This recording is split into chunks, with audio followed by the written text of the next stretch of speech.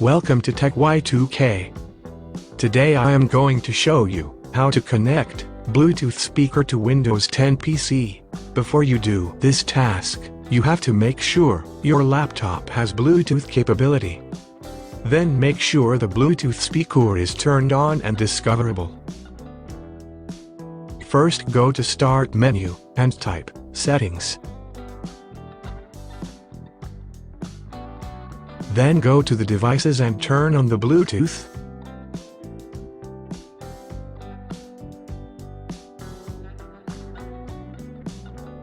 Now click Add Bluetooth or other devices. Now click Bluetooth and search for the device name.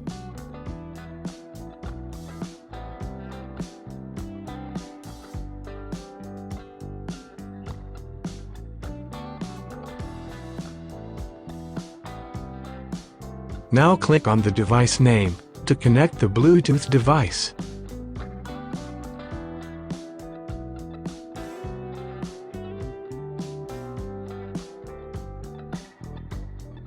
Now you have successfully added the Bluetooth device. I hope this is helpful to you. Please like and subscribe. Thank you.